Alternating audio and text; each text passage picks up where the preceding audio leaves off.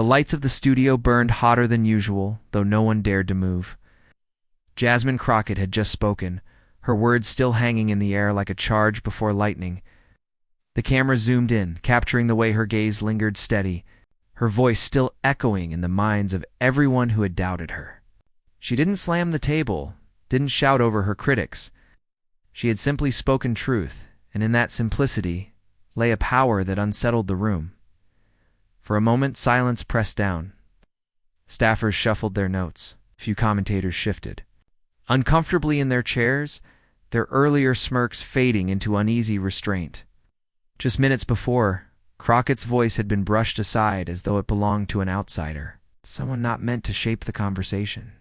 But the way she held herself, calm, unyielding, utterly certain, had cracked that dismissive mask. And then, as the weight of her words seemed almost unbearable, another figure stirred. Patty Murray, the Senate's quiet veteran, leaned forward with the steadiness of someone who had seen decades of storms sweep through American politics. She had been listening all along, her face unreadable, her hands folded neatly before her. Now, she lifted her eyes, and the studio seemed to pause with her. When Patty Murray, one of the Senate's most seasoned voices, spoke, the studio fell into a silence no one expected. Her tone wasn't sharp, wasn't theatrical. Was humble, measured, the voice of a stateswoman who had nothing to prove, yet everything to affirm. The very contrast between Crockett's fiery truth and Murray's steady validation began to rewrite the moment. This wasn't just about politics anymore. It was about recognition. One generation's courage being honored by another's wisdom. The cameras tightened their focus. You could almost hear the collective intake of breath, as if everyone in that studio knew something rare was about to happen.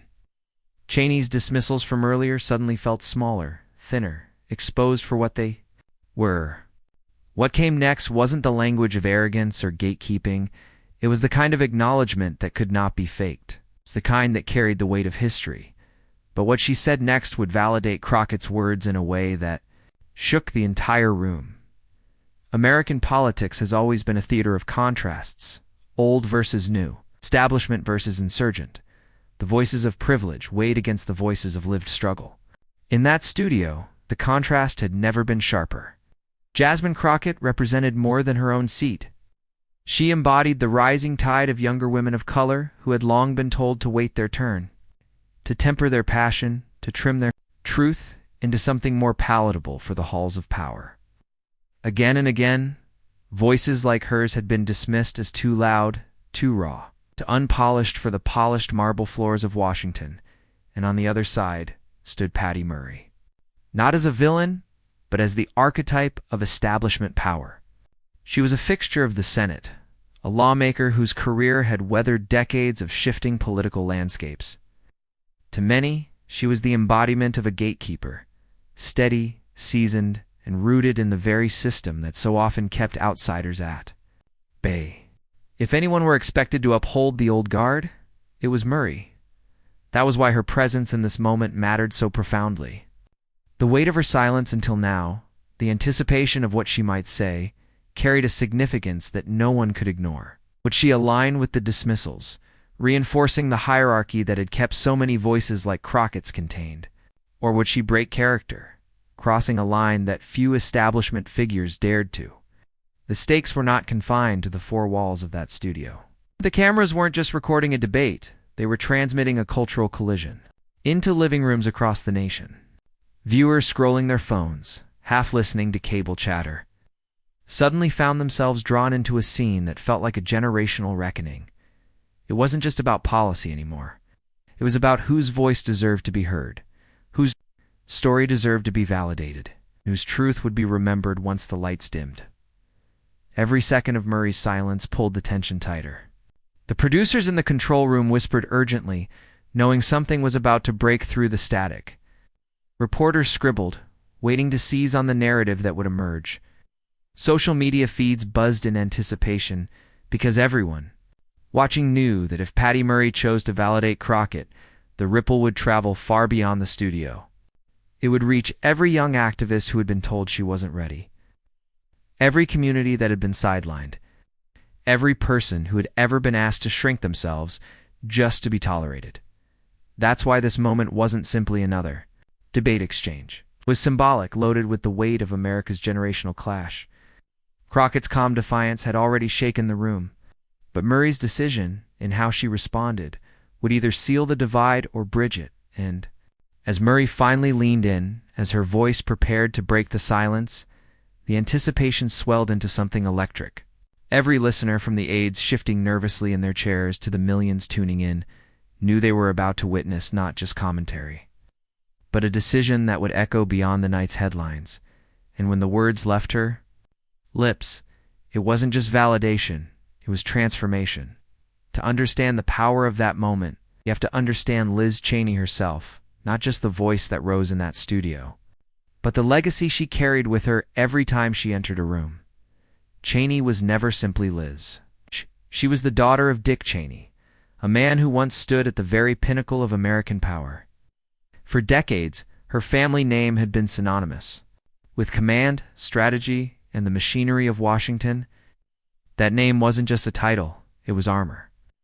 And Cheney wore it with the confidence of someone who had always been taught that walls of privilege would hold, no matter how fiercely. The world outside tried to push in, but armor has its weaknesses, and arrogance leaves cracks. From the earliest days of her political career, Cheney projected herself as a defender of American values, but the definition of those values was always controlled, curated and filtered through the lens of her family's power. She positioned herself as a guardian of tradition, of stability, of the rules that had been written long before a woman like Jasmine Crockett was allowed to sit at the table. And while she could speak eloquently about democracy and duty, her record revealed a pattern, silencing voices that disrupted the order, dismissing those who didn't play by the script of establishment politics. That's what made her confrontation with Crockett feel almost inevitable. Cheney had built a career not only on her sharpness of tongue, but on her ability to draw boundaries around who belonged and who didn't. Time and again, she treated outsider voices, especially women of color, progressives, and insurgents, as if they were interruptions rather than participants. She was polished, rehearsed, and armed with generations of entitlement. And yet beneath the surface, there was always a fragility, because Cheney's greatest contradiction lay in her image. She often presented herself as courageous, as willing to break with her party when principles demanded it. That stance earned her headlines, praise from some corners, scorn from others. But courage, when coupled with condescension, curdles into something else entirely. When she raised her voice in that studio, it wasn't the voice of fearless integrity, it was the voice of someone accustomed to dominance, battled by a younger voice that refused to bend. It's important to see how Cheney's presence wasn't just about the moment itself. She represented a lineage of political gatekeeping, the belief that power is inherited, not earned, and that authority is proven through volume rather than truth. And she yelled when her barbs cut sharp. They carried the weight of centuries of exclusion, and yet paradoxically, every rise in her tone betrayed insecurity. For all her power, she seemed threatened by something she could neither fully understand nor control: Crockett's unshakable calm. The imagery of armor is fitting here. Armor gleams, armor intimidates, but armor also isolates, keeps out not just attacks but empathy, perspective, and humility. Cheney, protected by her name and her history, often failed to see the humanity of those she dismissed. And in politics, arrogance disguised as authority can only hold so long before it collapses under its own weight. When Cheney clashed with Crockett, it wasn't just a debate, it was history colliding with change. Cheney's name carried prestige, but Crockett's presence carried truth. Cheney had decades of entitlement to shield her, but Crockett had a smile that pierced through layers of hostility. In that collision, Cheney's contradictions became painfully visible. Those contradictions were the cracks. The crack between her polished speeches about democracy and her instinct to silence voices rising from communities she had never known. The crack between her performance of principle and her reflex of arrogance. The crack between the armor of her family's power and the vulnerability of facing someone who could not be intimidated. That's why the moment mattered. Cheney believed her legacy was a fortress, but fortresses don't protect against transformation. They only delay it, and as the cameras captured her rising anger, as her voice strained against Crockett's stillness, the truth became impossible to ignore. This wasn't just about a disagreement on policy.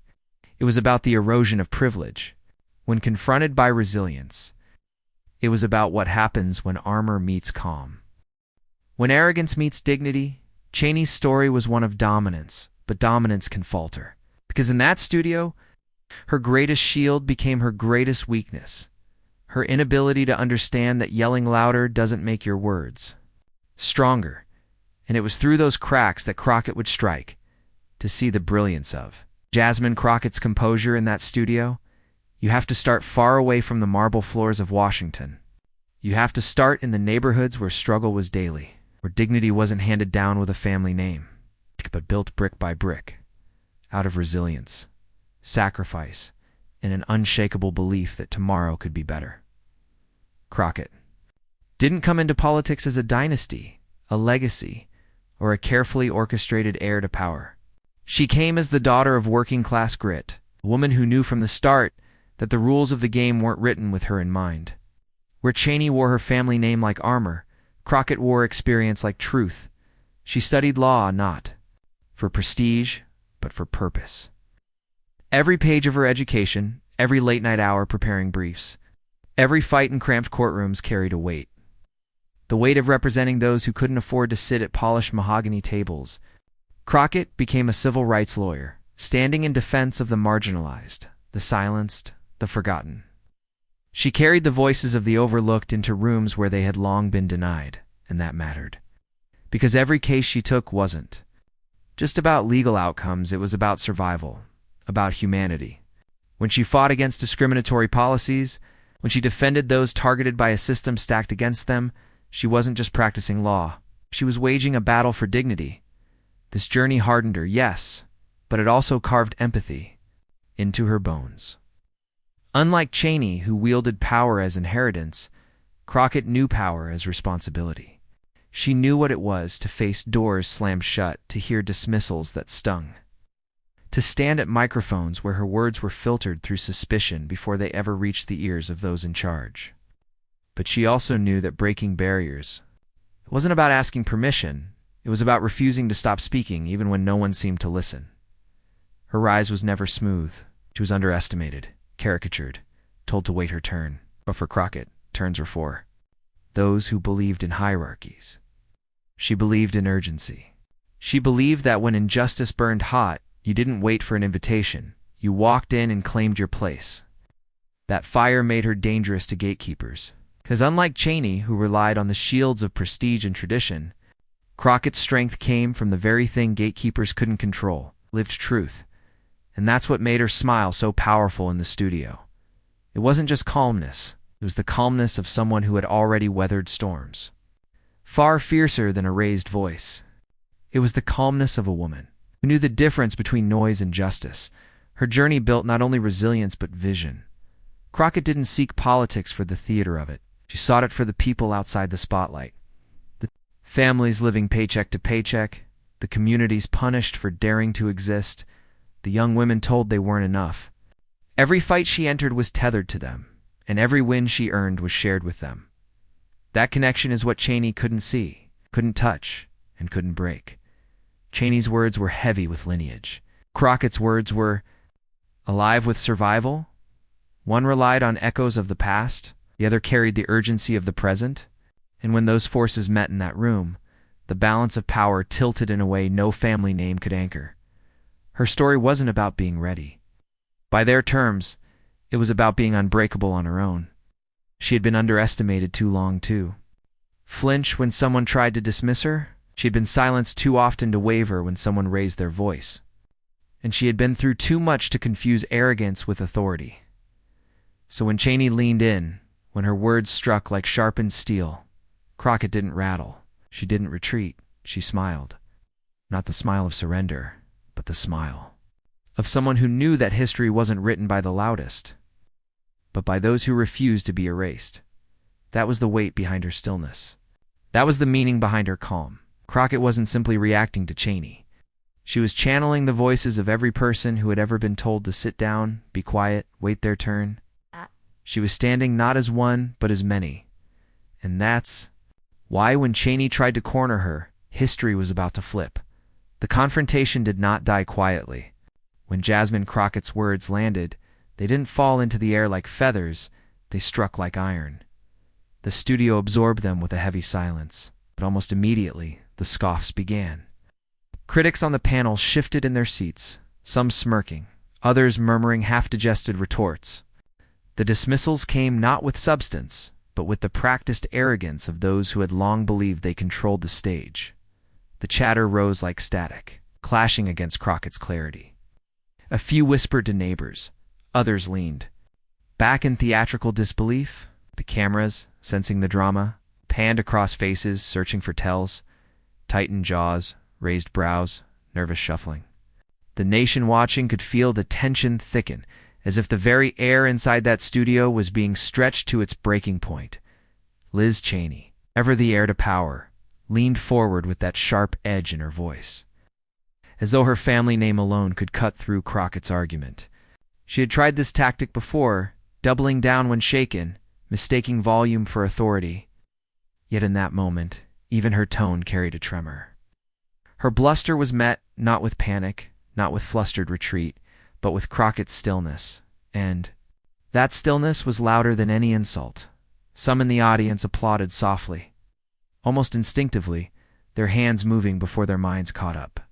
Others frowned, wary of showing approval for words that dared to upset the hierarchy. The chatter rippled, commentators preparing sound bites in their heads, ready to spin what they had just seen into narratives more comfortable for them. The cameras caught at the slight shake of Cheney's hand as she adjusted her notes. The way she blinked a little too often, the smallest crack in the armor. Crockett didn't need to press further. Her smile lingered, her posture unshaken, her silence purposeful. She had already won the moment by refusing to play the game on their terms.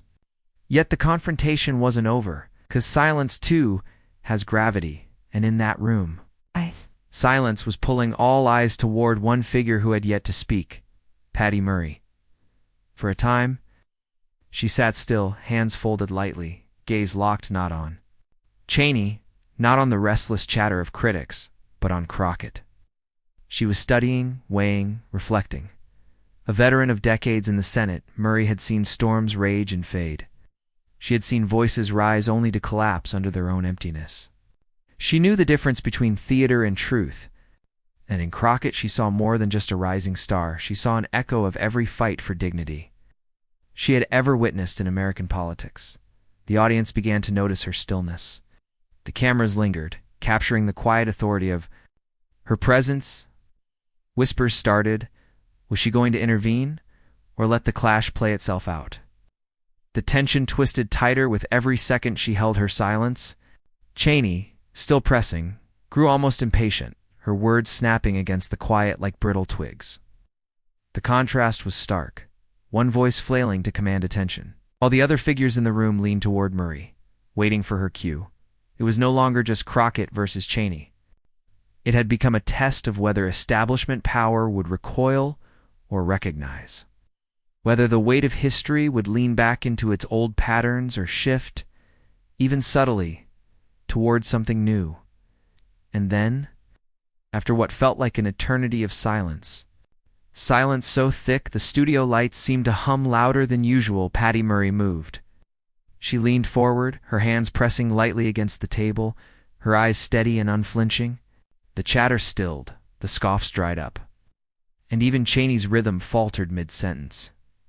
When Patty Murray, one of the Senate's most seasoned voices, finally spoke, the studio fell into a silence no one expected, and then, with the weight of decades in public service, Patty Murray spoke. It began, almost imperceptibly, small shift in posture.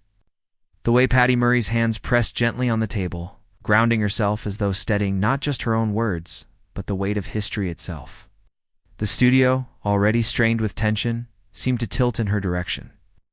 Even the cameras adjusted, instinctively framing her in close-up, as if they too sensed that something important was about to unfold. Liz Cheney was still mid-sentence. Voice clipped and sharp, when Murray's presence alone fractured her momentum. The contrast was undeniable. Chaney loud, forceful, demanding attention. Murray silent. Steady, drawing attention without asking for it. One burned energy recklessly. The other conserved it until the precise moment, and then Patty Murray spoke. Voice was not raised, not sharpened into a blade of accusation. Instead, it was calm, humble, a tone that carried the authority of decades without ever needing to remind anyone of her resume. "I think what Representative Crockett said deserves to be heard for what it is," Murray began, her words measured. Deliberate. Not dismissed, not talked over, heard. The silence that followed wasn't empty, it was electric. Heads turned in unison, some leaned forward, few gasps slipped through the hushes, though people realized all at once that the power dynamic in the room had shifted. For hours, critics had scoffed, dismissed, and rolled their eyes. They had framed Crockett as the outsider, the agitator, the too young, too bold woman of color who didn't know her place. But with one sentence, Murray cut through the noise. Her validation carried more weight than any of Chaney's shouts because it came without arrogance. It came without the need to dominate. In politics, humility is rare. On that stage, humility became power. Crockett's words, once mocked, now echoed differently, amplified not by volume, but by validation. Murray hadn't overshadowed her. She had spotlighted her. The effect was immediate. The chatter dried up. The critics stopped smirking. And for the first time all night, every single person in that studio was forced to reckon with the truth. In Crockett's voice, Chaney tried to interject, a scoff on her lips, but it fell flat. She had thundered for minutes, leaning on her family name and her practiced confidence, yet none of it landed with the force of Murray's quiet endorsement. It was the difference between striking a gong in a crowded room and lighting a single candle in darkness. One deafened, the other revealed. Murray leaned forward again, her voice steady. Representative Crockett speaks from experience, from work most of us here have never had to do ourselves. That perspective is not a weakness, it's a strength. And if we are serious about understanding this country, all of it then, we cannot dismiss voices like hers. Gasps again, subtle but unmistakable. Crockett, who had remained composed through the storm, allowed the faintest smile, not of arrogance, but of quiet recognition. She didn't need to gloat. Murray's words had already transformed the entire frame of the debate. The cameras caught Chaney blinking rapidly, her jaw tightening. For someone who had relied so heavily on her name and her volume, the sting of irrelevance cut deep. The moment had slipped from her grasp, not because she was shouted down, but because she was rendered weightless in less than 30 seconds. Patty Murray had elevated Jasmine Crockett from dismissed newcomer to undeniable truth-teller. Studio audience, unsure at first, began to shift in energy. Some nodded. Few clapped softly, careful not to break the spell, as though they were witnessing not just a political exchange but a moral correction. Social media producers in the back, fingers racing across keyboards, already knew they had the clip of the night. Hashtags would soon flood timelines. Edits would spread across TikTok, captions blazing. Patty Murray just validated Jasmine Crockett in the most humble way possible. And that humility mattered. In a space dominated by egos, Murray's refusal to center herself amplified Crockett even more. She didn't seize the spotlight for her own gain, she redirected it. Like a mirror, she reflected the power back where it belonged, to Crockett's words. To Crockett's lived truth. The brilliance of the moment was that it wasn't a takedown in the traditional sense. No savage one-liner, no cutting insult designed to go viral. Instead, it was something rarer and infinitely more powerful. Acknowledgement, validation, a simple affirmation that dignity, when recognized, could silence arrogance more effectively than any shouted rebuttal. Chaney sat back, lips pressed thin, trying to mask the sting. For the first time, she looked less like the seasoned veteran and more like someone watching the ground shift beneath her feet. All the armor of privilege and name recognition could not shield her from the quiet force of Murray's words. The cameras lingered on Crockett, her expression calm, her eyes shining with the unspoken knowledge that something bigger had just happened. This was no longer about one exchange in one studio. This was about a generational and cultural tide turning in real time.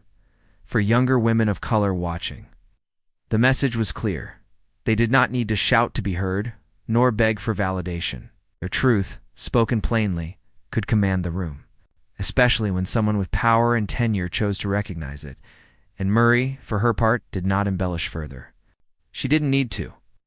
She leaned back, her words hanging in the air, letting the silence do what shouting never could. That silence became the story. A silence that forced critics to reconsider.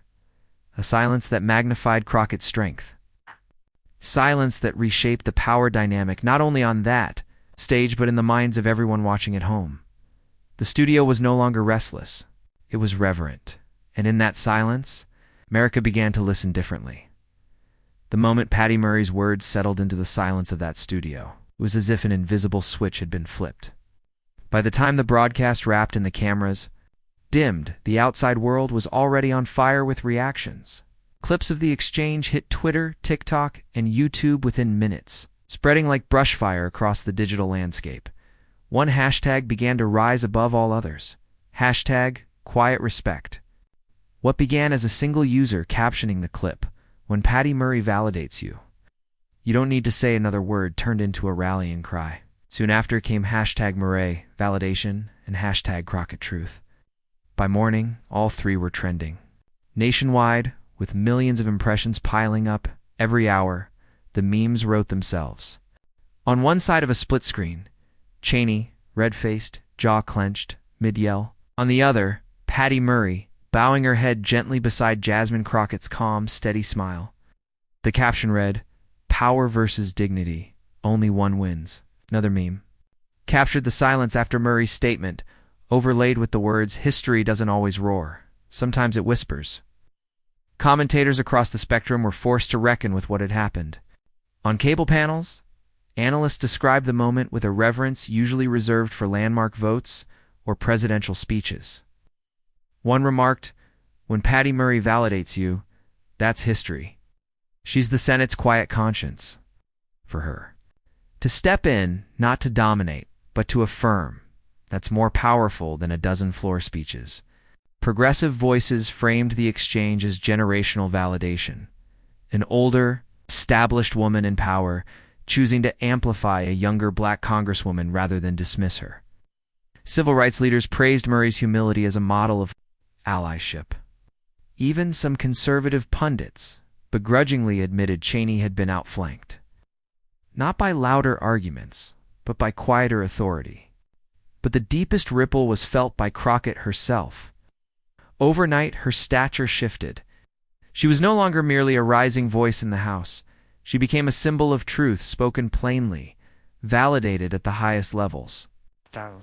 Her supporters swelled, with pride sharing the clip with captions like, "This is why representation matters and dignity always wins." Meanwhile, Cheney's critics pounced. They replayed her scowls and scoffs against the contrast of Murray's calm deference. Where Cheney sought to belittle, Murray chose to listen. Where Cheney tried to dominate, Murray chose to dignify. Wasn't a fair fight, not because Cheney lacked skill, but because her entire playbook collapsed in the face of humility. Cable news replayed, like the clip dozens of times over the next 48 hours. Opinion columns sprouted with headlines like, "The 30 seconds that redefine the debate," and "Patty Murray shows how to wield power without arrogance." Social media influencers stitched the clip into broader narratives about respect, identity, and generational shifts in politics. For younger activists, it became a teaching tool.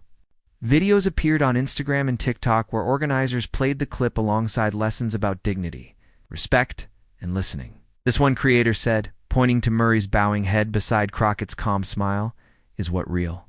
Solidarity looks like it's not performative. It's humble, yet it changes everything." The viral energy didn't just elevate Crockett, it diminished her critics. Every dismissive comment from Cheney and others looked smaller when replayed. Next to Murray's validation, what once sounded authoritative now came off as brittle, defensive, even desperate. And that was the subtle but devastating effect of the moment. Crockett had not only been elevated, but her detractors had been reduced.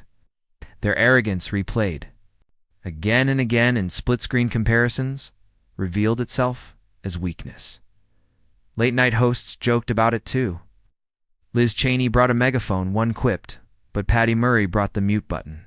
The audience roared in churches, classrooms, and community centers. The clip circulated as an example of how to face dismissal with grace and how validation from unexpected places can rewrite the narrative. For Patty Murray, it was another chapter in a career built on steadiness rather than spectacle.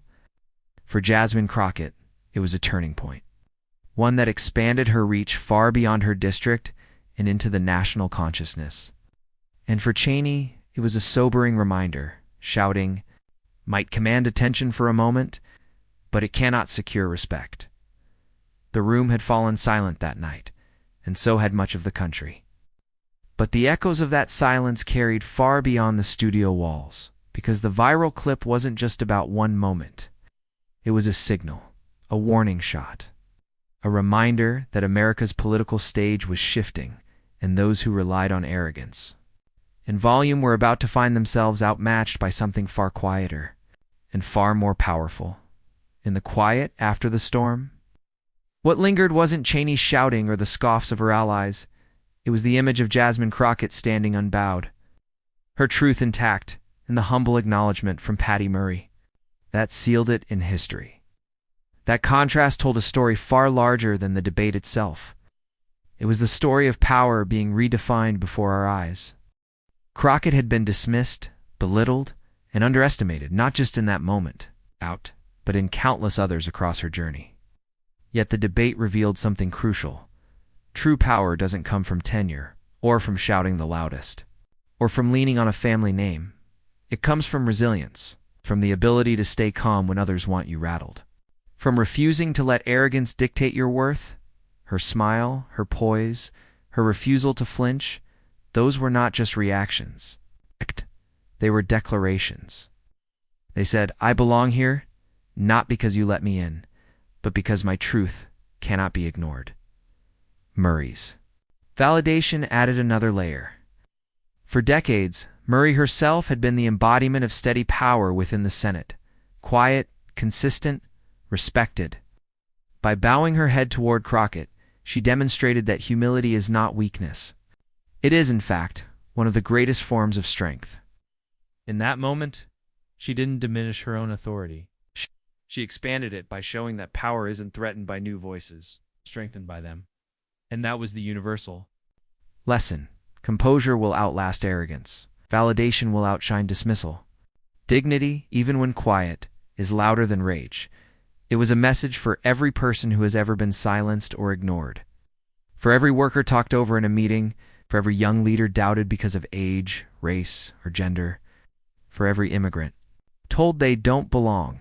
Crockett's calm persistence, amplified by Murray's humble acknowledgement, proved that truth spoken with dignity doesn't need permission to matter. It already does. The emotional crescendo came in the realization that this wasn't just about a single debate. It was about the shifting definition of leadership in America. Power, Crockett showed us, isn't measured by how long you've sat in the room, but by how unshakable your truth is when the moment finally arrives to be heard. Her story resonated because it wasn't about perfection. It was about perseverance. It wasn't about demanding validation, but receiving it because her truth left no other option. And it wasn't about winning a single exchange. It was about changing the very terms of what it means to win. Patty Murray, in her quiet humility, reminded the nation that respect is not a limited resource to be hoarded. It grows when it's shared. By validating Crockett, she didn't lose stature. She multiplied it. She turned what could have been a fleeting exchange into a transformative one, a moment where generations, identities, and values aligned in a single expression of dignity. That's why the clip continued to reverberate. It wasn't just a debate moment. It was a blueprint, a reminder that arrogance cracks under the weight of truth, that dismissal collapses when confronted with validation, and that even in the loudest rooms, history is written by those who remain unshakable. And so, as the silence from that studio echoed across the country, one truth became clear. History once again wasn't written by the loudest voice, but by the one who listened. Invalidated. What began as another clash in the endless storm of political noise ended as something rare. Silence. Filled not with dismissal, but with respect. Jasmine Crockett had spoken her truth. Critics rushed to scoff, and then Patty Murray. One of the Senate's most seasoned voices leaned in with humility. She didn't shout, she didn't argue. She simply validated Crockett's words. And in that silence, power shifted. That moment reminded us why these stories matter. Because when arrogance meets dignity, dignity wins.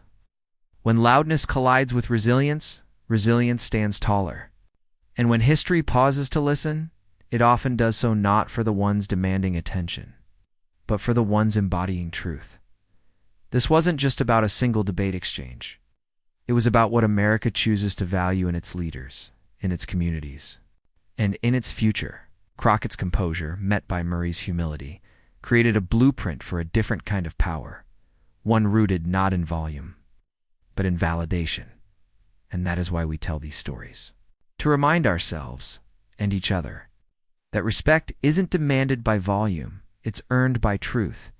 If this moment resonated with you, don't let it stop here. Subscribe to the channel, share this video, and be part of the movement that celebrates dignity over arrogance, resilience over dismissal, and truth over noise.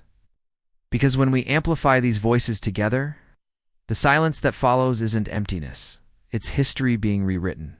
And so the story closes with a question. For all of us, when the next voice of truth rises, will we be ready to listen?